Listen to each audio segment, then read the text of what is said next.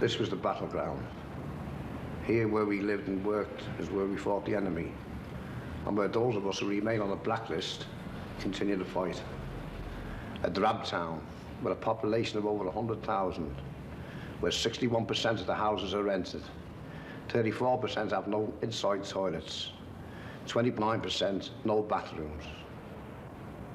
An ugly town, one bookshop, 2 cinemas, pubs, betting shops, and a rugby team.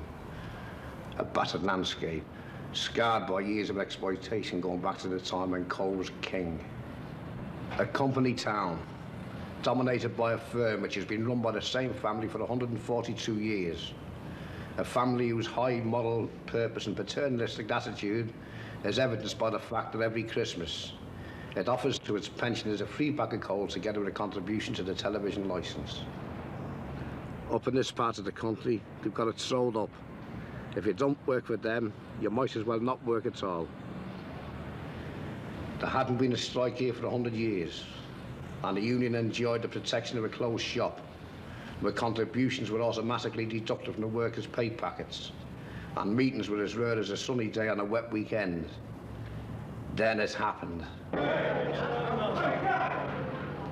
In the first place, it was our lads in the sheet works. They walked out at 11:30 over some minor discrepancy in the pay slip, which was something that they'd been complaining about for weeks. But it just seemed to snowball like. Suddenly it burst like a carbuncle that had been left festering. Brothers, I'd like to introduce to Bill Hagan, the official of the union. We're down here to discuss this discrepancy of 30 shillings a week in the pay packets. As far as I'm concerned, Mr. Chairman, the discrepancies in the pay slips is a triviality. It's something which we can sort out quite easily. What I want to know is, what is Brother Hagan doing about our long outstanding claim for a 2 6 an hour increase? Now listen, £0.50 an hour, you must be bloody joking. Surely. Wait a minute, wait a minute now, let me speak. Now, I've been brought down here on one matter, which is the pay slips, and now you're throwing something at me which is entirely different altogether.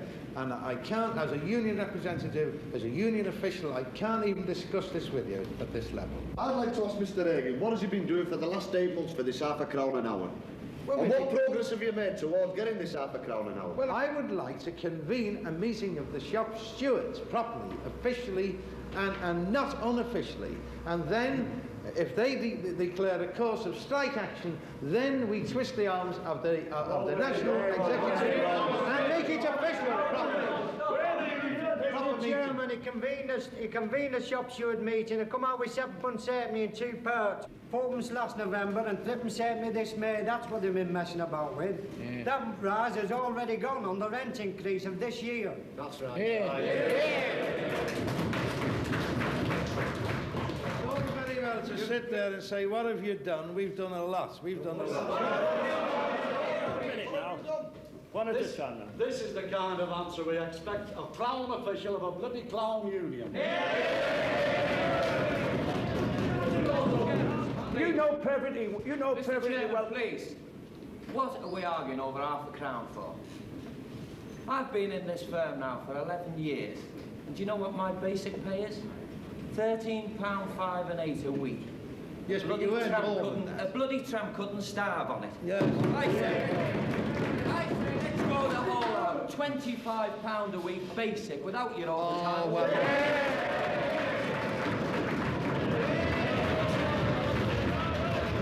I was asked for 8 months since, and the officials done nothing about it. Added I was asked for Christmas Day, and nothing has been done about it. How do you know we've done nothing about it? And nothing will be done about this. So I propose here and now we strike. How do you know? Mr. Chairman! Now we're getting personal now, brother. Let's keep to the question. Mr. Chairman. Get personal. Never mind all the shouting and bothering. Brothers, if we're going to come out, let's go out. And let's make a good job of it. No more arsing about like we did last time. It's getting... What are you talking about? You were back through the gate first last time. Don't talk so bloody stupid, you. Go away, you're one of the biggest grabbers in the firm. You've got more subbies in than the parish priest, you have. Well, you listen to me now. There's only one way, and that is the proper way, the orderly way, the union way. Why shouldn't it go officially through? This is what I want. Mr. Chairman, we have tried and tried and tried again, and the JIC is totally ineffective. It has come up with no positive results, and now we have to put the union in motion by getting pressure from the shop floor. This is the only way it can be done. We've lost faith in you completely.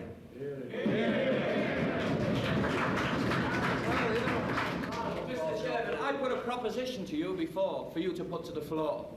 You seem to be avoiding the issue. I'm going to put the proposition to the floor myself.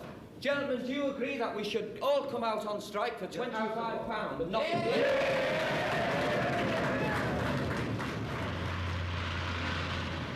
In 2 days, all 6 factories were at a standstill.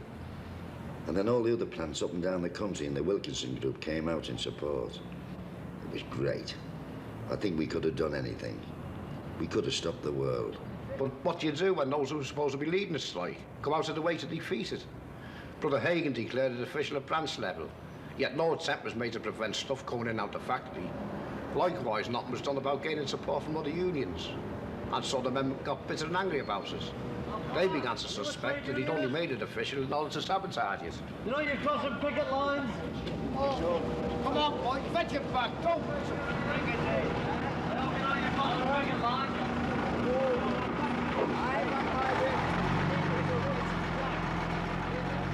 If you weren't here, then we could do it.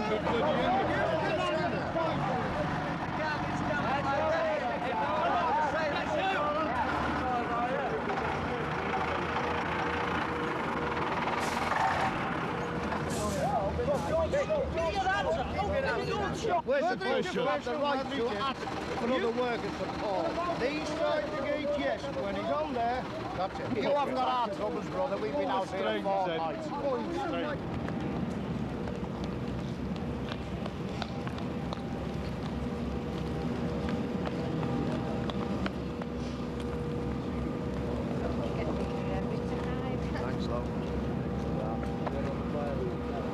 Thanks very much, love.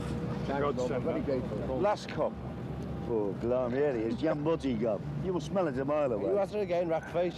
Look, we've got picketing on the gate, and they're going in and out, and they're laughing at us. Look, I know it's frustrating and we can understand it, Les, but it's still no excuse for talking about throwing a towel in. Oh, look, I didn't mean it that way. Hagan holds the reins. And while he does hold the bloody reins, we're running around like bloody blind dogs in a butcher's shop. Well, maybe we should have a go at him at the meeting tomorrow. Brothers, I have some news for you. Wait a minute. Yeah. I've just come back from London, but I had a meeting with the National Executive Committee on your behalf. Now, please. And they, after very careful consideration, have decided that although they have great sympathy with what we say, please, they feel that this is the wrong way to go about things and that this is not an official strike, it's a non-official strike. The strike is unofficial. 100% you said this was behind us. Will you listen? Now, it's no use you getting on to me. You've nothing to do inside the yard. Let me get on. Leave it alone. Leave the building.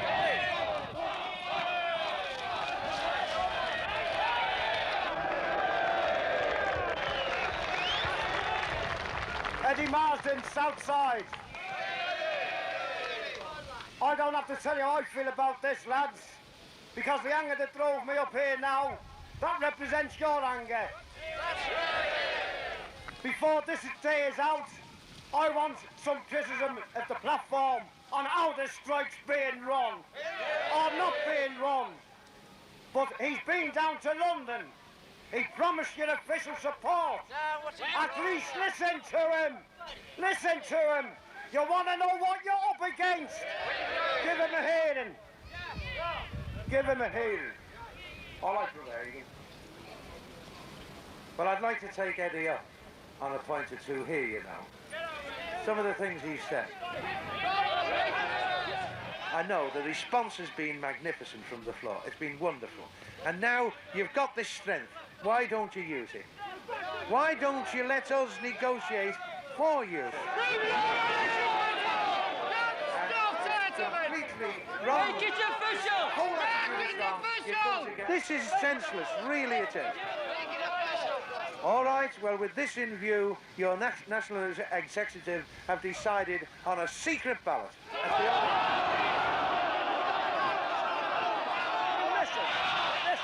Listen. You're cutting your own throat. Oh, the meeting's over.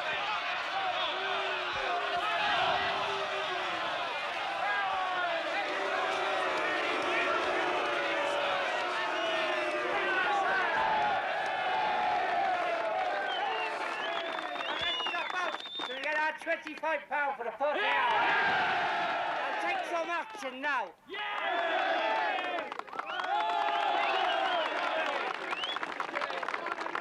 Well, now you see what we've got to put up with, lads. The rubbish!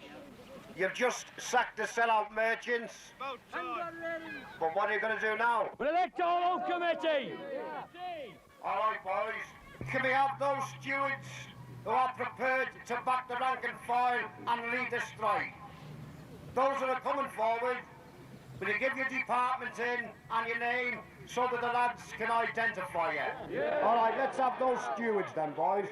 Come on, Billy.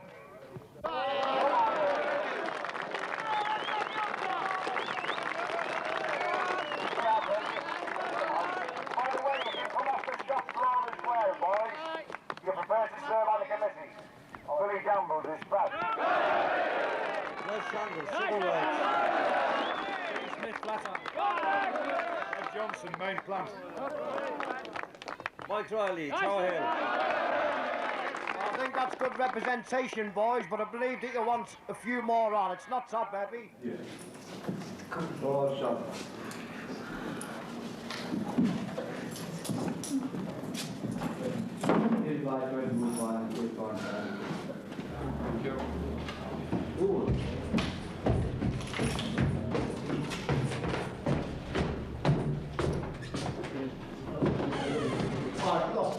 That's not coming in here. Get that out. It's a fine start here, the first meeting. Can't help it, mate, if you can't get on the bus, can you? It's there in time.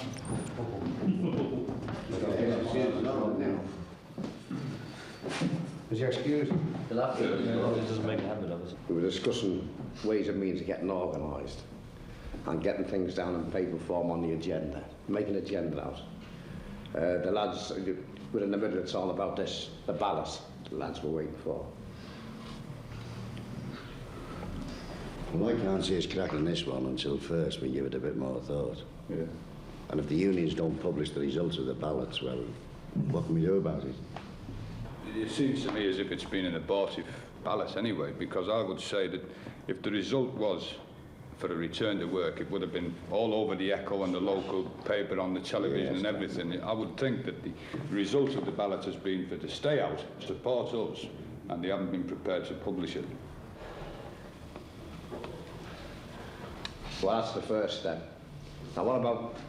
Well, there was something you said, or was mentioned before, Eddie, about for a bulletin, you know, like a news sheet. That was someone raised that before. A bulletin? Yeah. Propaganda? Yeah. I tell you what, Eddie, I might be able to get hold of a duplicator for you.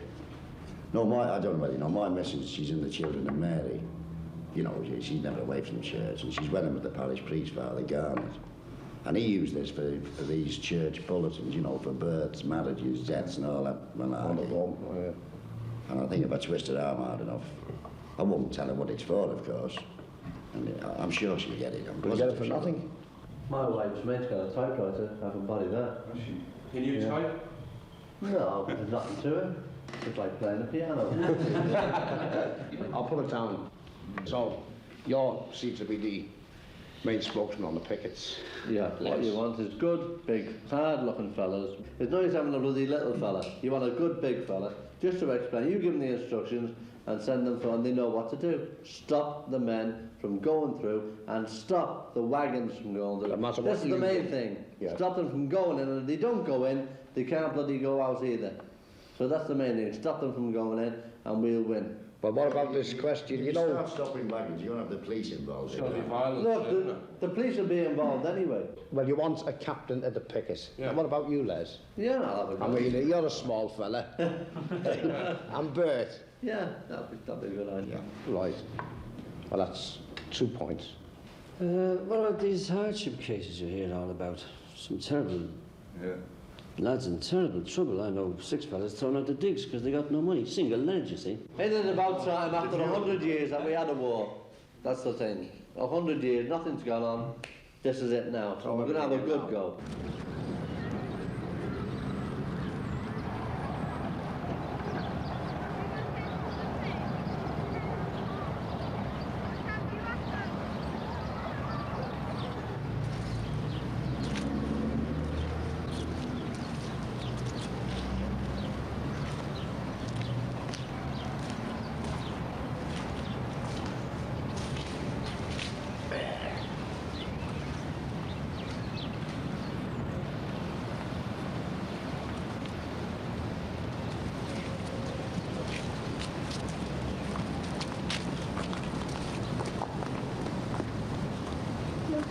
Hello, mate. How are you? I'm all right, Oh, it's very cold today. Very, very cold. Hello. How are you doing? A nice little walk. Hey? Yes. How are you? I wonder if you can help us here, Charlie. What is it, mate?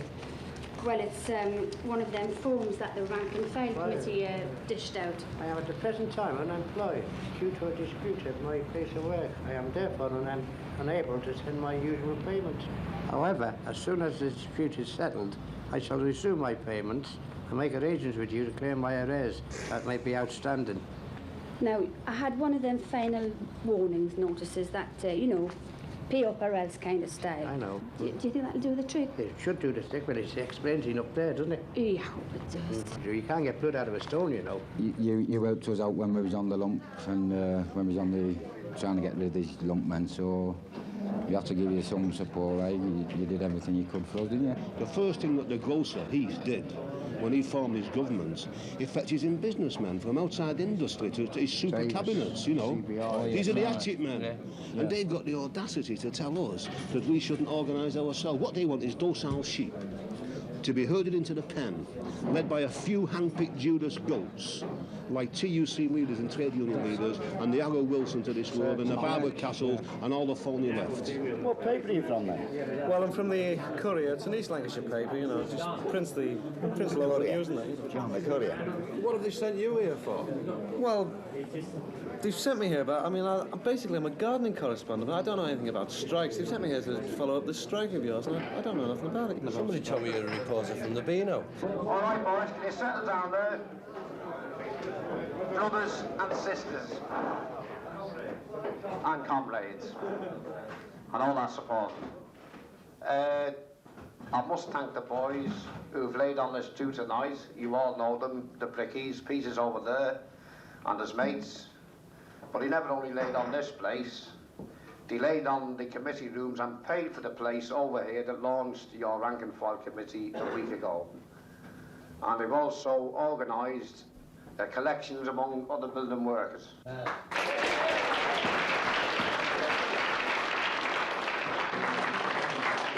He's also brought along tonight one of his members to sing a few ditties.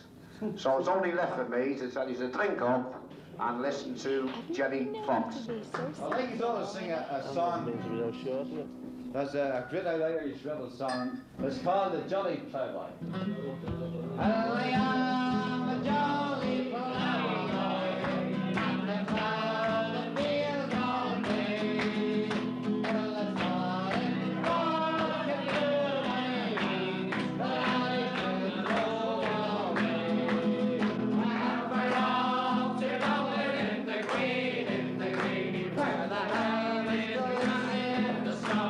Up your bum, where the lions and the redheads, to the echo of the Johnson gun. I leave behind my Mary, she's the girl I do adore.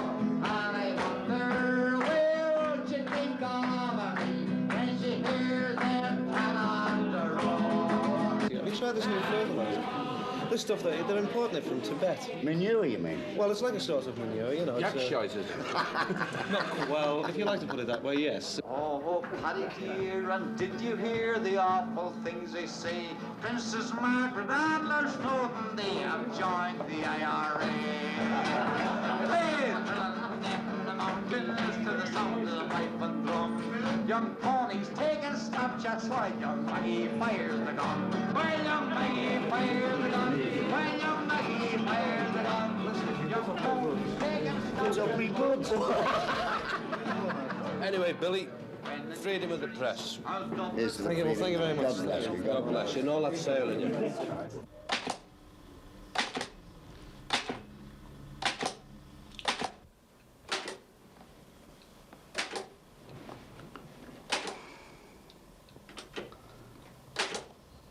Les, are you going to bed or what? Oh, shit, I keep hitting that on bloody key. Oh, no wonder. You leave it too late. Can't it wait till in the morning?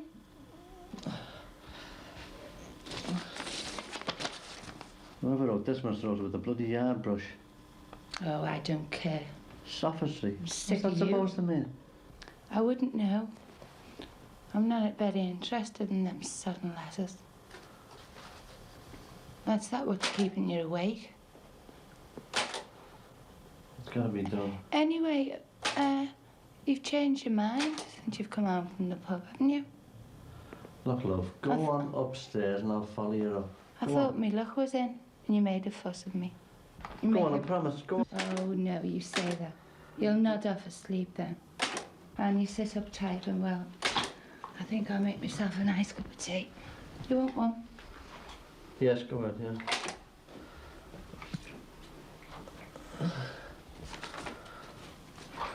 Sign yourself, Pericles.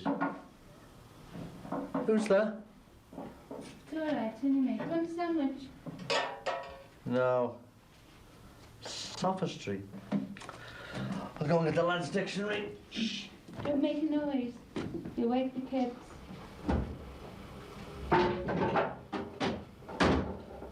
Johnny? Is that you? Johnny?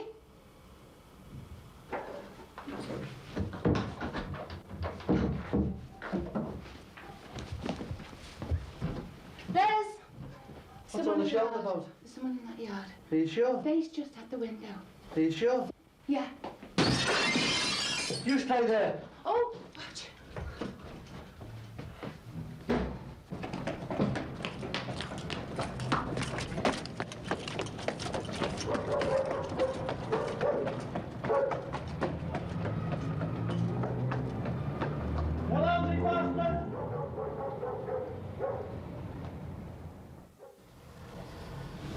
All right, boys, the next thing on the agenda is the lobby.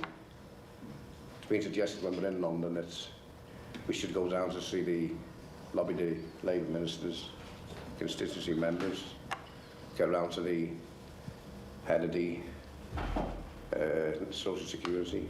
Well, you can stuff that. Right. Look, we're out of town lobbying MPs in London, right? The way is clear here for the union to do a deal behind our backs. Look, the strike from beginning to end is one of politics. We must send the delegation down to the Houses of Parliament. We've got to lobby the MPs. There's no need to leave the front at home bare. We can send a delegation of maybe 2, 3 or 4 members, and we can still leave people at home. But what we're Who thinking made them? small, Who we're made them? thinking very, very Just- small about this. Who do we? Frank Delorme, Stan Orme, Eric Heffer. People like that, you mean, don't you? Yeah. Yeah, but look, the thing is, if you don't pin them down, if you don't nail them, it's not a It's different all thing. about going down on spec. That's all So you're possibly see somebody who'll give you a cup of tea and say, all right, lads, I've heard it, go back home. And something good could result from Good. this. Right, you know. Name me a time any goods come of it. All you get if you go down there is a lot of sympathy. A lot of sympathy and nothing. You won't get a thing, not a thing. I'm telling you, if you go down there, they'll say, they're very sorry, have a cup of tea, okay boys, very good, and they'll send you back, and what will you get? Nothing. That's if we accept that. That's if we accept their mouths shut because it's exactly what Frank said. It's politics, and they don't want to know. Yeah, you want to grow up. Politics. You want to grow up. He's trying to fight our cause, to make a name for himself. Name one. They don't make names by fighting about strikes. Well, of course they do. This is going to be a big names by talking about blood sports. This has developed into a big issue, this. Never mind the blood sports, and I know the dockers shouldn't handle glass. That's worth more than all the people speaking the House of Parliament for us. Well, couldn't this come about? Don't you think there's a remotest possibility? Not a chance. Political battles were never fought taking tea on the terrace at House of Commons. Right. Right? Now, you know Labour MPs. Labour MPs have always had one job. And that job is never to offer support to any strike. That's right. They will never, you go down to see them, right? They'll take, if they see you, send telegrams, get there to see them. If they see you, they'll offer sympathy. They might make a few speeches in Parliament about the hardship the women are going through. Yeah. But what will they do to mobilise support for us? No. What will they do to organise? What will they do to help us with funds? What will they do to help us with the strike, win the strike? Nothing. And that's been the role of Labour MPs throughout history. Yes, but they jump off the working class train when he gets to Westminster, and he can never get back on it. The first thing you learn in politics is there's no such thing as a fair hearing. You've got to pressurise them. Hello, Buckingham Palace. I mean, being organising a union, Mr. President. Yeah. Being at the strike meeting, Mr. Hang on. President. Hey, Bert. Having a strike, Mr. President. You. You see, Bert, who is it? Newspaper. Strikes, wages, fixing the bed unions. Said he spoke to you last week or something. Hello. Yeah, speaking. Shh. Hang on, fellas. Hold it. Yeah. Well, we haven't heard nothing about it. No comment to make. Not till we find out what's involved. Yeah, well, I can ring you back, can't I? Yeah, well, just give us your number. Yeah. Okay, fair enough. I'll ring you back later. Ta-da. Well, that's it, lads. Oh, dear, you can forget about your London bloody trip. That's redundant. That's reporting. They've had a meeting this morning, the management and the bloody union. And the management have offered £3, and the union's accepted it. Bloody hell. But right, they got to accept that. Hey, it's better than the kick in the arse, isn't it? Look, that depends on the deal. Let's be rational, boys. But that meeting ended hours ago. Why have they kept it secret?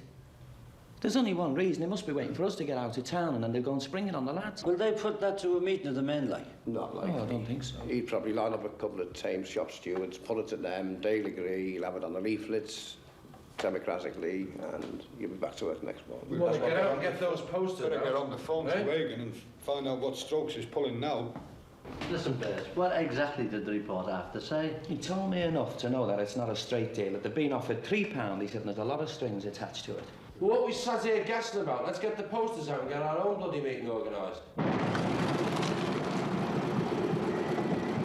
Look, the posters. Pick us up in about 10 minutes. See you in about 10 minutes.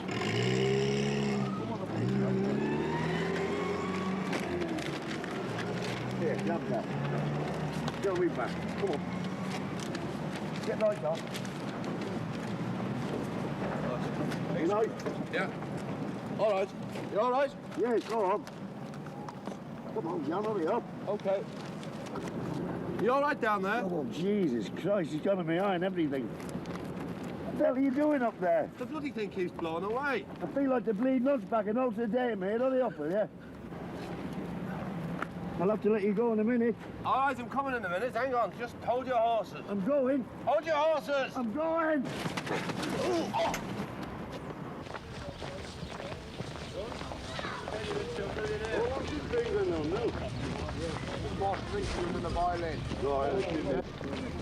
Oh, ball of it. These are the facts as we see them, lads.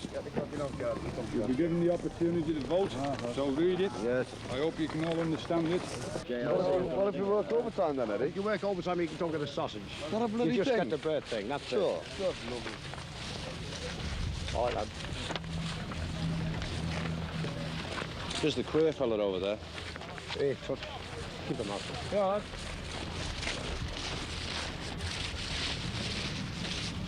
Made a good job of this, Eddie. Nice good reading. We never invented a sellout. Who's this, another reporter? No, Eddie, there's nobody like this. This is Mr. Opie, our national officer. Hello, Eddie. Morning, brother. I've been looking at your pamphlet here. It's not very well worked out, is it? I mean, it's a bit skimpy. You haven't got all the details there. Trying to say he hasn't got all the true facts in this. Oh, come on, Eddie. I mean, you know as well as I do, you can make a pamphlet like this look like anything you need to. It's either true or it's a lie. Yes, but I mean, it doesn't take any account of the employer's offer against the complex background in this case. I mean, you can't get that in a pamphlet like this. I mean, I ought to know. I've been dealing with employers for years now, haven't I? That's right, Eddie. He's had them tied up for years. The employers, who else? Well, look, here's the lads. We've got a mass meeting on now, brother. There's a chance to do your job. I'm offering you the platform. Well, I've spoken to the stewards already. They've accepted. Aye, some of the stewards you have, but the stewards here, and the rank and file's here. And I'm offering Brother Opie the platform. You know that Brother Opie cannot address that meeting. Certainly he can. Well, let's be less constitutional and more democratic. That's what he's getting paid for.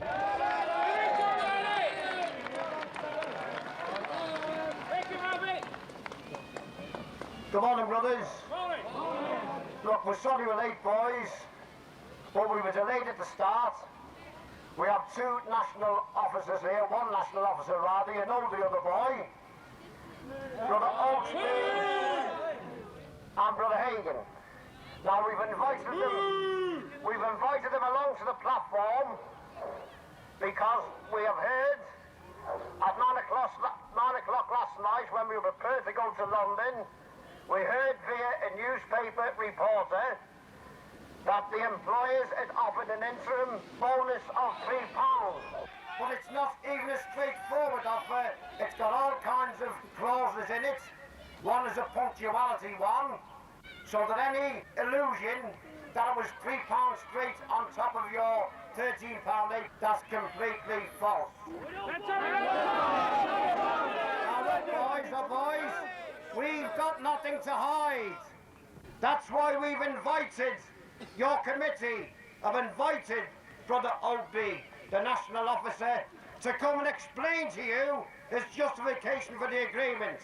So I'm asking you now, boys, give him as fair a hearing as you did me. All right, brothers? Brother Opie. We don't want it! We just don't want it! Thank you, Eddie. Now, I know you men are in no mood to beat around the bush, so I'll keep this thing very short and just limit it to 3 points. Now, the first thing is, I'm Joe Opie. I'm the National Industrial Officer for your union, as Eddie just told you. Now, secondly, I consider that this agreement, which I've negotiated on your behalf, is a good one. I am convinced it is a good offer, and I would advise you very strongly to grab it with both hands now.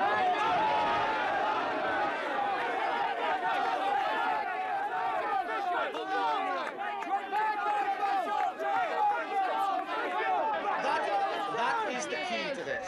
Now, you've made your point, you've made your protest, and you've hit him where it hurts most. Now, all I'm asking you to do is to allow me on your behalf to go back and make further negotiations with the employers. I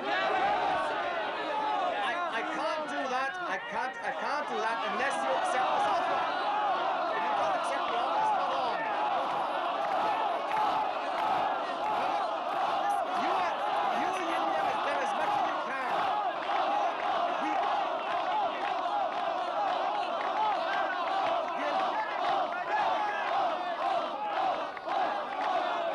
All right, boys. All right, lads. I think they have answered the national executive and the £3 quid. All right, simmer down then, lads. We'll put it a straight vote. Those in favour of the £3 offer, those in favour, show the hands. Those in favour, boys. I only the press are here and take note of that. They'll be here. Those against the £3, brothers. Do you know we're in the shop?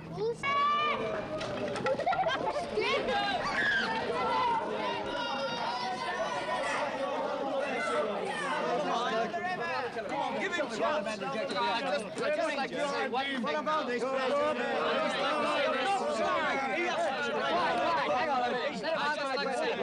One thing and then I finish. That this meeting today was in no way representative of the working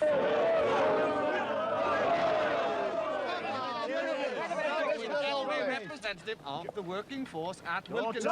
Why have you failed to get it put on the basic rate? This is what we want to know. This is something which can be gone into at a future date, but this is not the way to go about... You've gone in on your knees instead of your feet. This is what...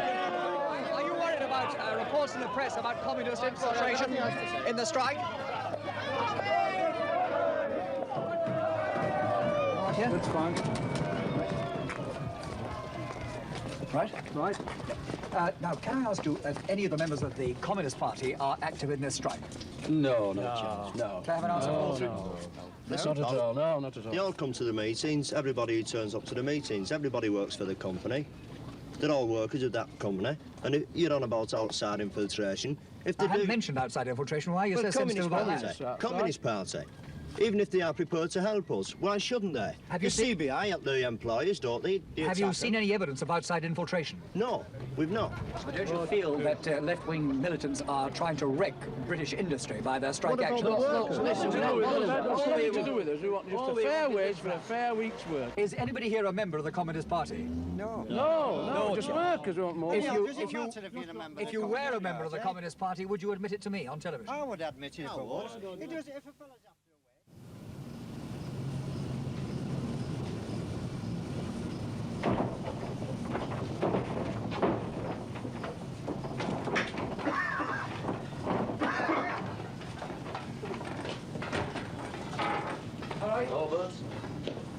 All right. All right, mate. All ready?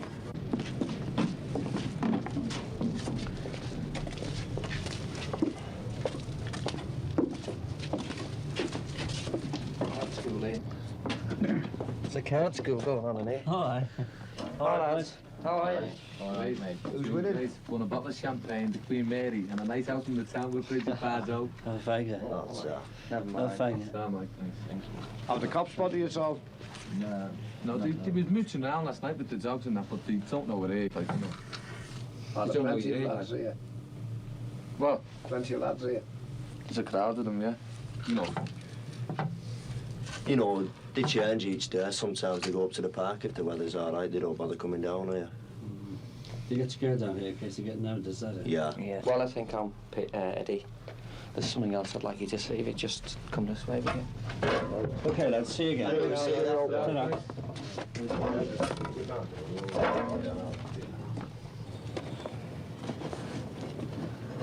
Brother. Jesus wept. What's she doing? She's been on strike a fortnight. No cash, thrown out of her digs, her and the kid. How long's she been here? Well, she come in at 9 o'clock tonight. She was crying her bloody eyes out. She's from Geordieland. Where's the husband? She's not married. Okay, then. What about the welfare and the Salary Army or Social Security, somebody like that for you? Yeah, I'm in agreement with you, but that poor kid, she's frightened in case they take the baby off her. She won't take no notice if you tell her they won't. She thinks they'll take the kid off her, so she won't go. She needn't stay there a minute longer. My missus look after her, the baby.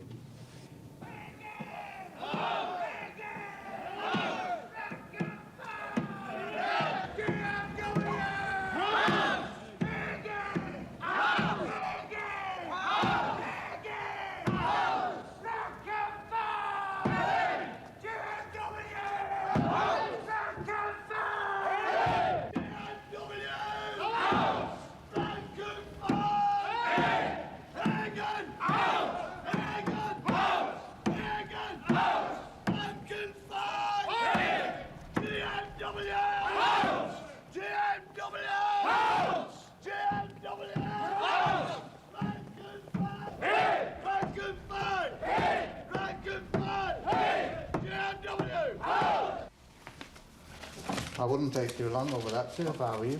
Well, I appreciate that, but of course you understand there's some very important documents here. I must get rid of these, I'm afraid.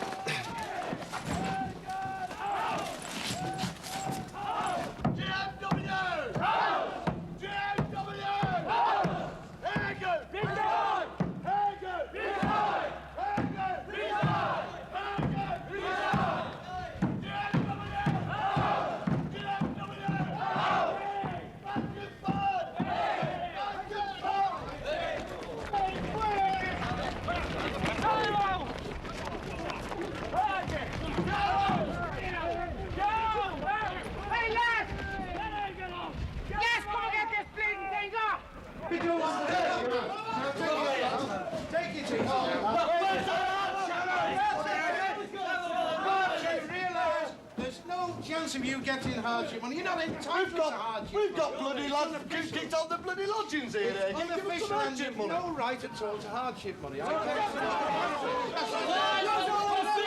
man and resign then!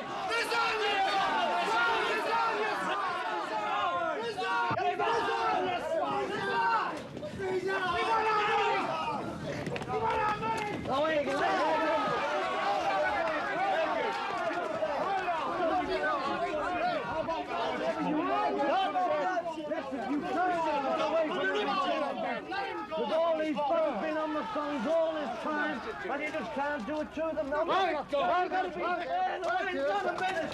Just 1 minute. I want to talk to them. Look, just let me go, please. Hey, Uncle Ben, hey, what's up, son? Hey, what's up? The bloody ceiling's falling in.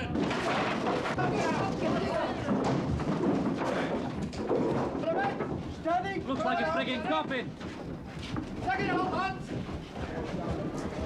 Take it out. Go on, tell him outside. Go outside.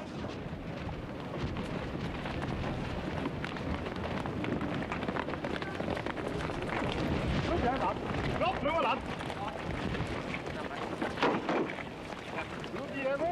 It's an old banner. Oh, get it right! It hasn't been used since 1926. You must have had it in on the floorboards. Oh, it's a nice one. On the there, let's have it up. Some work in that, isn't it? Not so bad, it's not so bad. Better be, lad. Hey, what's it now? What's your Oh, it's a real lad. Like the bloody union, it's been dead It's old, isn't it? years.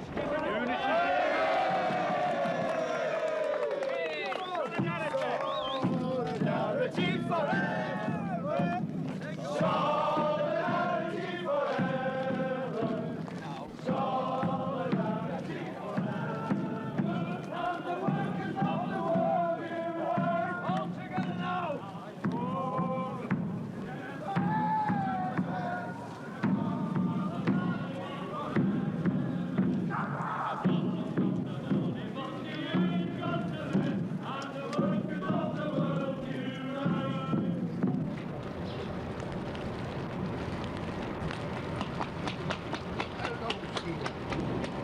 I should have had that half an hour ago. Is your mum in? Is your mum in?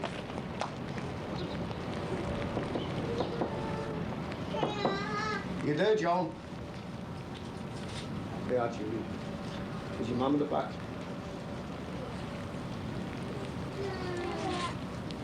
Hello, John. Do you, I mean, what have you come for? I thought it was house I could do.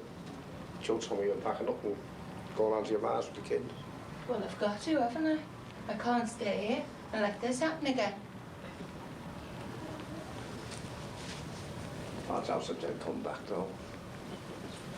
I'm not taking the chance. Still, you'd be better off in your house. I will.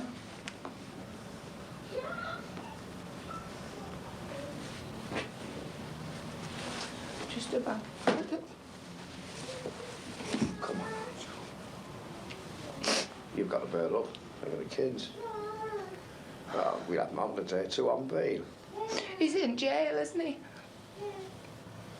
Why wasn't it you never got arrested? How was it you kept clear of them? Look, they got the tabs on it all. It could have been Bert. Could have been Billy. It could have been myself. You're sick of the lot of it. You and all the other buggers you got us into this mess. I hope when it's all over that you stay clear of us. Never want to see you again. You want to get back to Russia, where you come from, where you belong.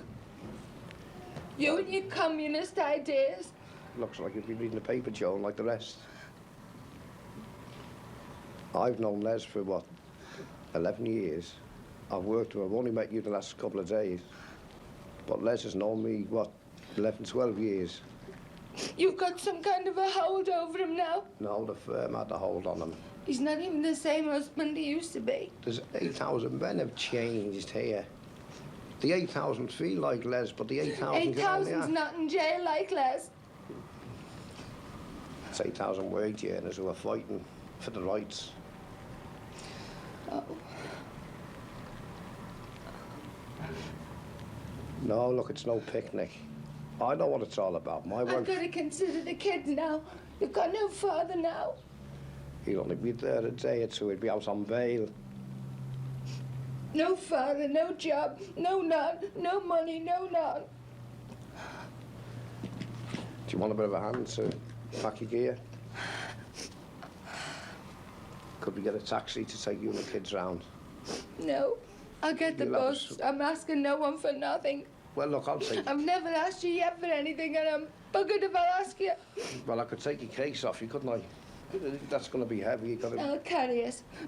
Come on, get the case together. No, leave me. I just don't want to see you anymore. Yeah, but I must have the typewriter, Joan. I must have that Take gear. your bloody typewriter. Just leave me and my kids and get out of my life.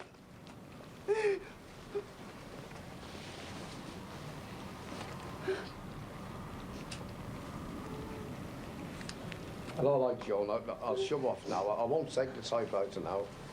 Would it be asking you too much to ask you for the key? And I'll come and get the paper. We need that. I don't know what I've done with this.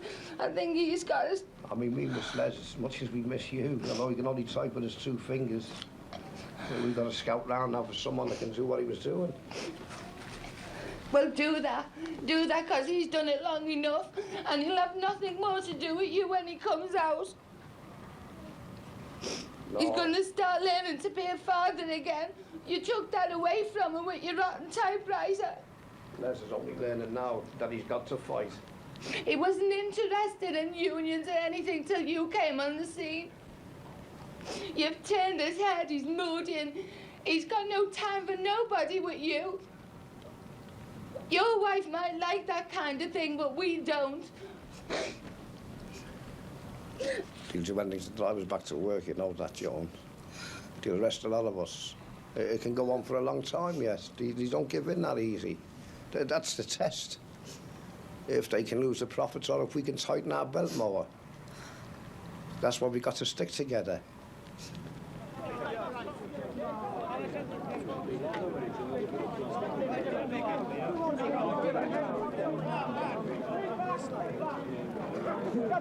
Get back.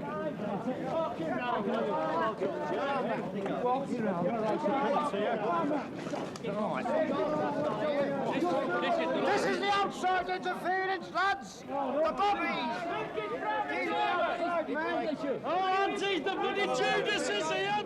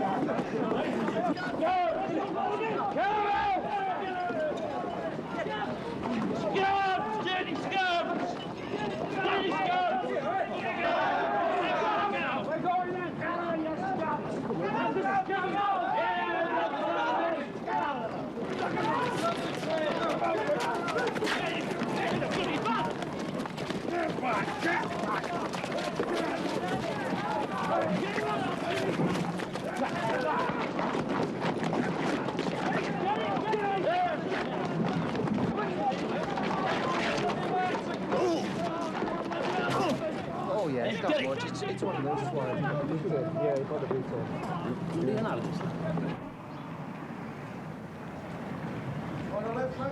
Yeah?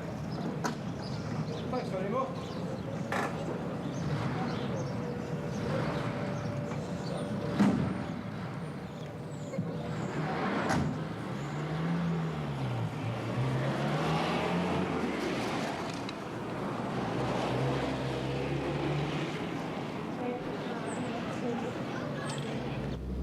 Bloody lot of skin flew back there. Oh, what a bloody ding-dong that was.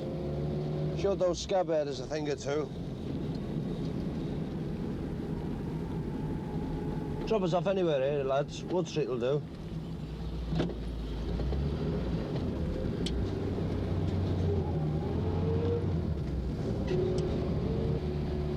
What department do you fellas work in? I'll turn right here. Where are we going to?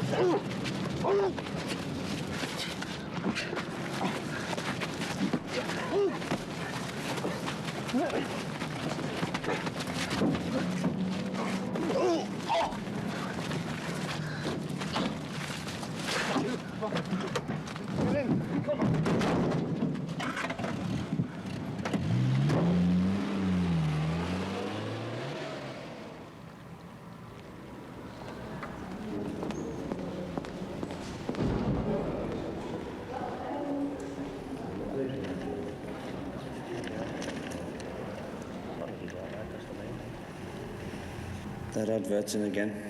Oh, it's back to catch a mackerel. To all glass workers on strike, ring this number at any time and I will arrange a meeting. General Secretary, Trade Union Congress. And there's a number here, you know. Same one that was in the other day, that. What do you say we give him a tinkle? A lot of good that'll do us. It's worth a try, you know. TUC, the magic words. Probably might help us to get a fair crack at the whip. Look, I told you they're all tarred with one brush. Maybe so, but we don't lose anything by giving him a ring. I don't think so. Another thing, the strike's going downhill, you know. Some of them are drifting back. Les is in the neck. Joey's in there getting stitched up. Things are going worse, you know, Eddie.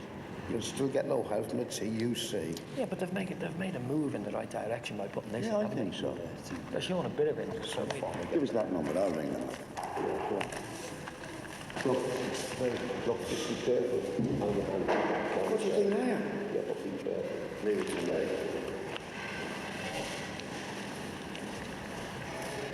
I'll have some fire, just soft soap. Oh, how is he, Doctor? Nothing very serious. Bruised his ribs and a few lacerations on his face and body. Not too much harm done. Hello? Hello? Is that the TUC? Well, I'm one of the glass workers on strike, and I've just been reading your advert in the... Oh, I'm sorry, love. Yeah, OK. Hello? Is that the General's... Hello? Hello? Bastard.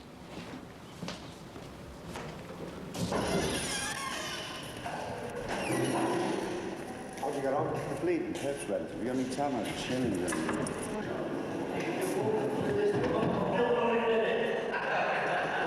Sod off, you stupid. Keep you over missing it anyway. What a bloody time. You're right, son.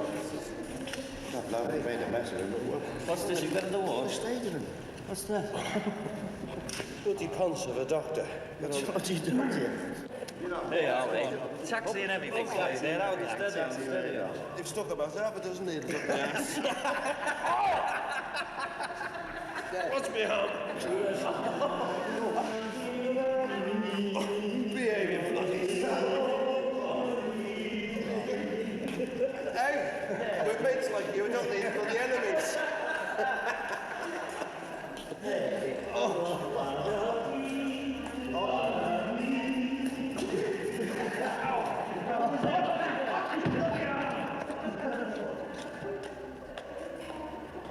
Well, before we discuss anything, lads, I think it's fair to read the telegram from the TUC so that everything will be understood in the discussion. You know what it's from. Confirming our telephone conversation today, I give you undertaking the following resumption of work. Arrangements will be put in hand immediately for you and strike committee representatives to meet here at TUC headquarters to thrash out all differences and difficulties that have arisen. with a view of ensuring this kind of situation will never occur again stop. Statements made yesterday at the TUC General Purpose Committee hope everybody concerned will give every assistance in getting a resumption. That's the telegram, lads. Well, the way I see that, Eddie, is that we've got no choice. You know, at least we've got nothing to lose by going and talking to the guy. Look, I'm not against talking to anybody, but I'm definitely against going cap in hand to the TUC. All we've got here is a message that they will convene a meeting once we get the men back to work. That's all. Yeah, but I don't see it that way. I mean, we're not going down to talk to just to anybody or another union. This is the Trade Union Congress. The Houses of Parliament that represents all unions. And I don't think they can get us. They're too big for that, lad. I think that you can't see the wood from the trees. If you read that telegram, it get you back to work, ensuring that this will never happen again. That telegram was the very first steps to put the General Municipal back in the saddle with the authority over the men. How can you get any kind of support of the General Secretary of the TUC that will embarrass a sidekick that paid him on pot?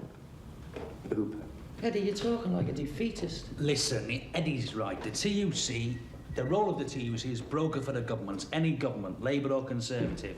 They're there to break strikes. They're there to what they call negotiate in industry, to reach satisfactory agreements that won't knock their positions. Right. Yeah, but let's get this clear. I've got implicit faith in the TUC, right?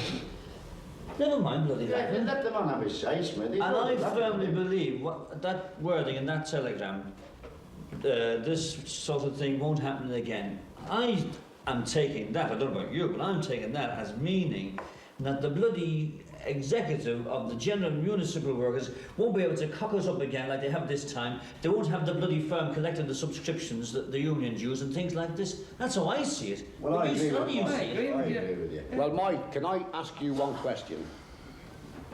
If there's nothing categoric comes out of this, that there's nothing signed that we know we're going to get before we go to work, if we go to work only on the promises, and we lead in this energy that's just been accumulated after 100 years, except for 1926, what shall we do then?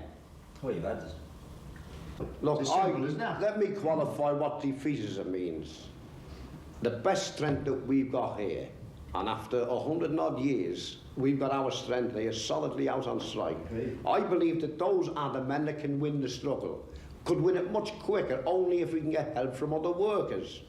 I do regard that if we go to the TUC that will be the first step to defeating this committee if we accept the things willy-nilly. Yeah, but we won't accept anything right, we go down there, are we? If we don't go down to see the TUC, they'll go back and we could lose anyway. We lose the leadership, we lose the lot. Do you agree, Bert? Now, I suggest this, as Frank says, and agrees with me as well, that we lead the men back. But we tell the men why we're leading them back, that we go down to the TUC.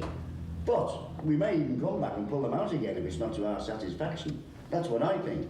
And another thing that, well, I don't suppose any of you have overlooked it, it's all around us. The women and the kids are suffering. And all through the ages, this is how all strikes have been broken. This is how the bosses look at it. Starve the bastards. And it's getting to that stage with us, you know. But you can't stop at half-time in a struggle like this. This is precisely what you're saying, Bill. But you're not to expect anything. My head's bloody killing me. I wish you could make some sort of a decision. OK, we'll make one. 7 weeks ago, this strike started.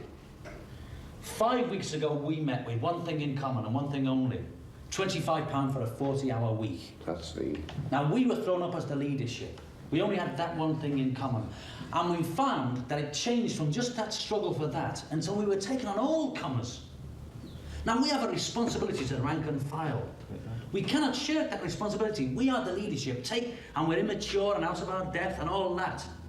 But we are the only leadership they've got. Now, the resolution you haven't put forward to you tonight, I was against this. The first time that this committee has been at loggerheads, but at the same time, I and the rest of the committee will abide by whatever you say and how you vote.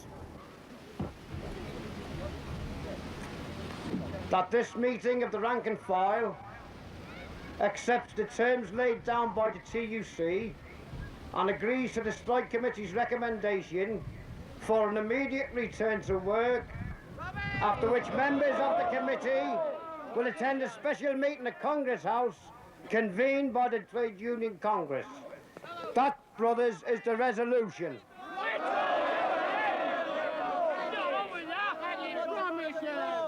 We're not going back on bloody promises, Eddie, after 7 weeks.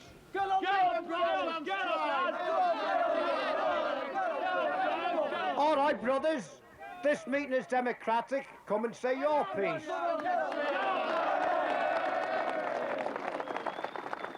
Promises, Eddie, we're not going back on promises. All right, brothers, put to the meeting. It's democratic. I am all against going back on promises.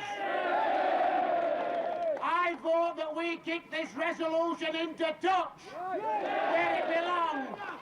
And I move that we send this committee to London to get something in writing. And then we might go back when we've got something on paper. And there'll be no return to work until that's done. All right, brothers. I declare the meeting closed then, boys. We've got to go back.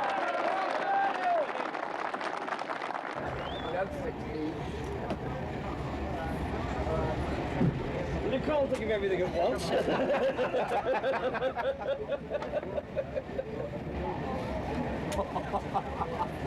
God, blimey. Good job I'm hungry. Oh wait, that'll be enough food. I'm going to be in the taxi, John. Okay. Just watch my money. All right.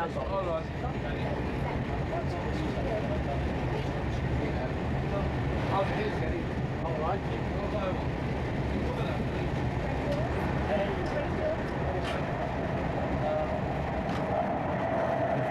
What are you booting around outside here for?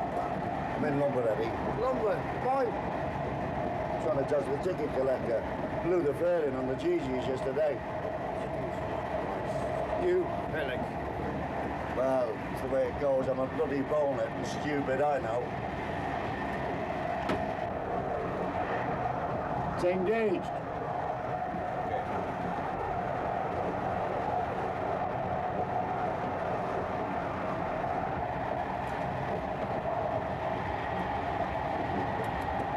I'll warn you, but if you get caught, don't drag us into it, you know. No. We got enough on our plate already.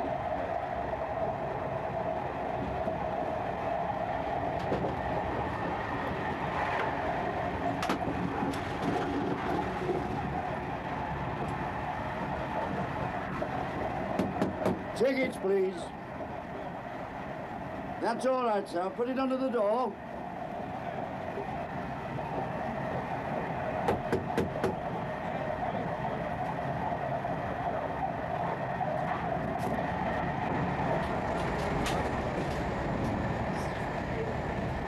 Keep it on it, ain't me there, love.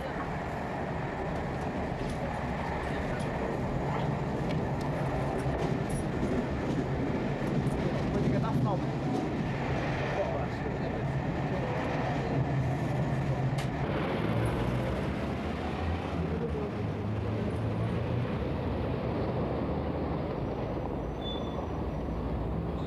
It was the top brass of the TUC, our chief, in fact, you name it, they were all there.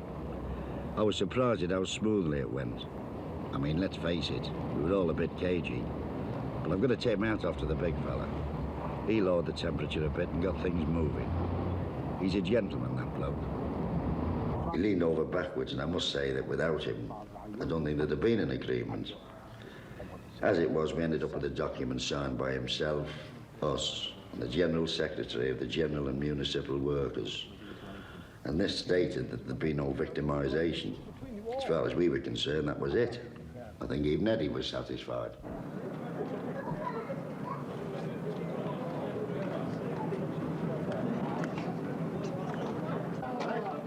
We went back on the understanding that there would be no victimisation.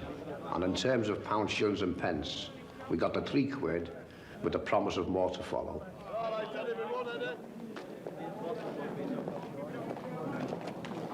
If I live to be 100, I'll never forget that first day back. We knew as soon as we went in there'd be trouble. You could smell it a mile off. The leaders, of course, they were singled out from the rest of us. Eddie in particular. Not satisfied with keeping him separated from everyone. They even had the foreman and production manager stood by as guards. No one was allowed to even approach him. And everywhere he went, they went.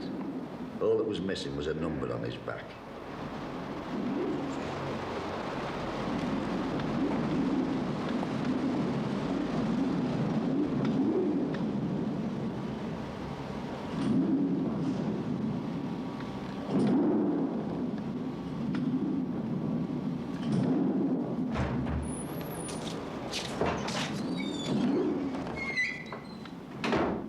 Swallow this, so we went back to the TUC.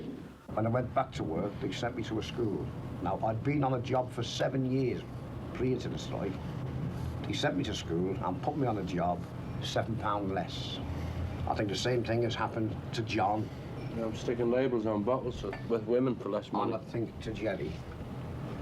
Now, I believe that the trying to promote some kind of action and bringing this about so that we possibly might cease work, and then other actions will follow.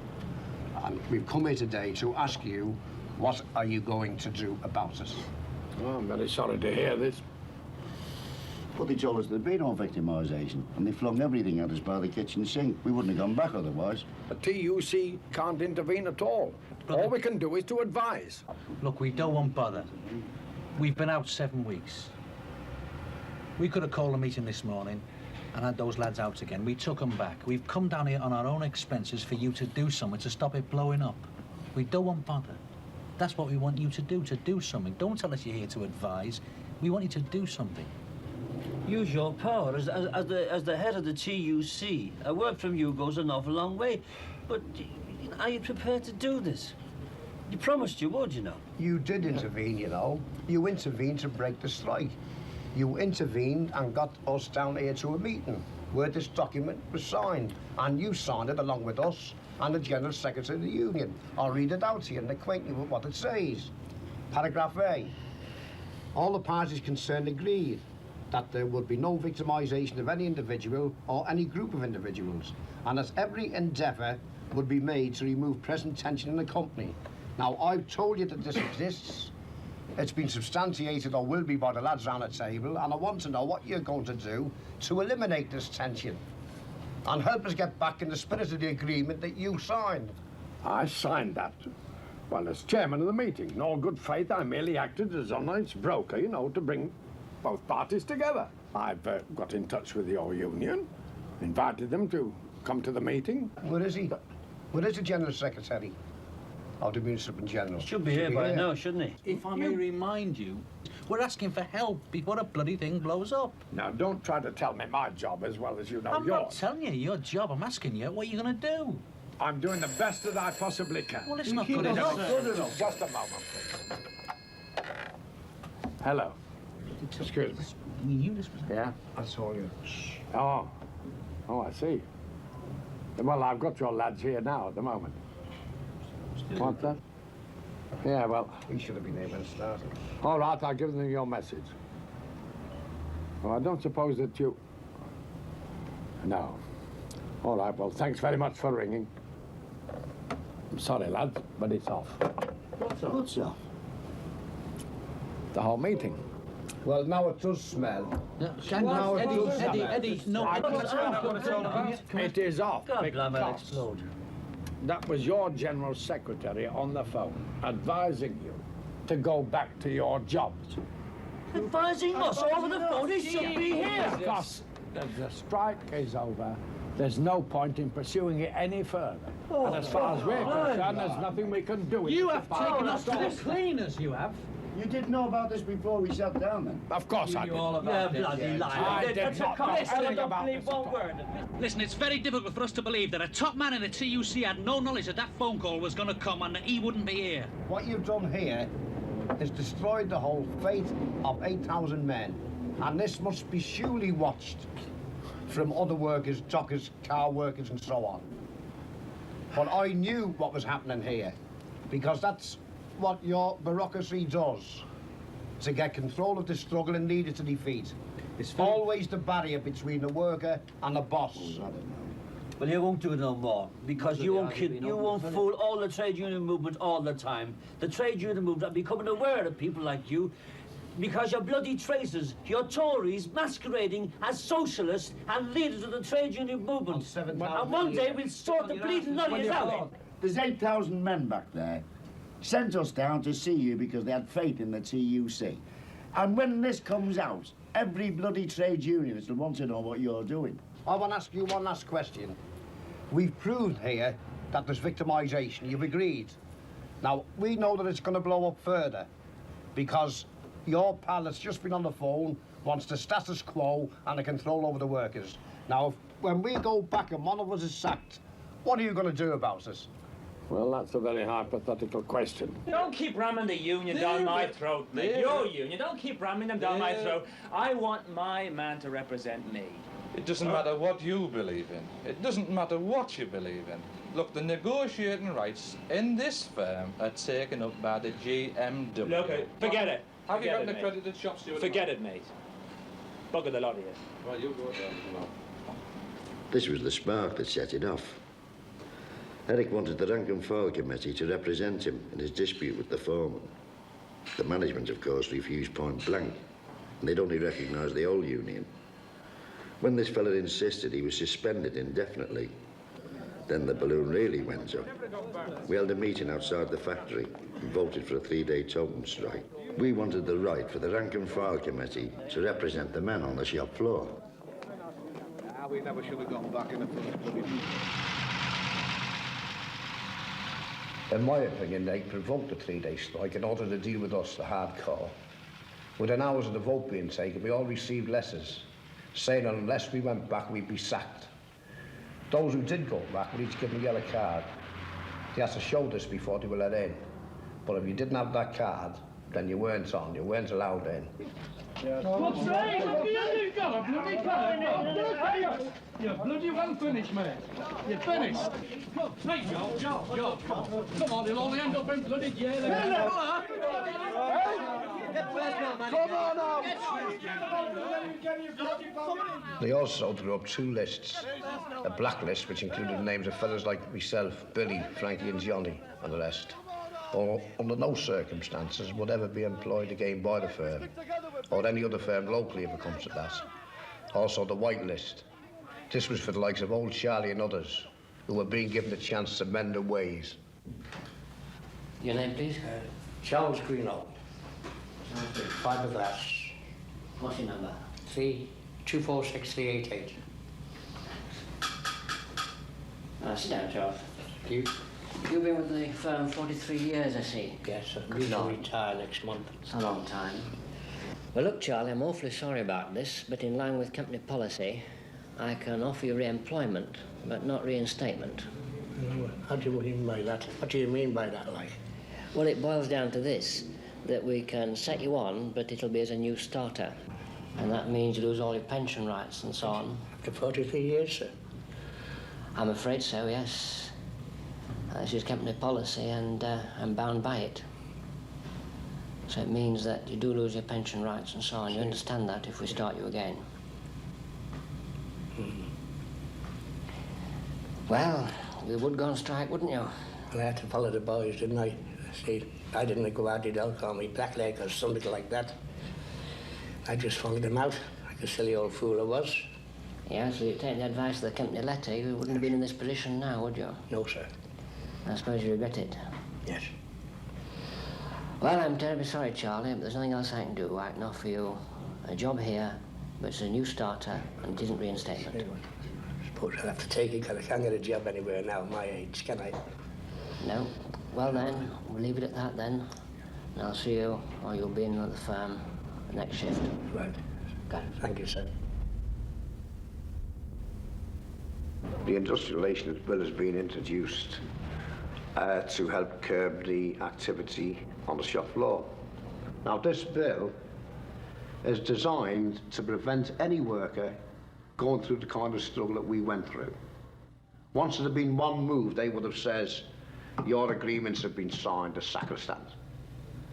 Undertakings have been given that there'll be no rank and file action If we had have come out then, myself, the committee, would have ended up inside because we couldn't have paid any fines. I think that we're already treading the same ground as the German worker did under Hitler and Mussolini's Italy. I mean, this was the first step. Surely to God we've seen the futility of rank and fileism. That blind militancy will get us nowhere. The only question is one of political leadership and the foundation of the founding of a party that will lead the workers to power. I mean, the cry of a kiddie, a hungry kiddie, and that means much more to me than all the laws and all the prisons in creation. I go along with Trotsky that life is beautiful, that the future generation cleanse it of all the oppression, violence and evil, and enjoy it to the full.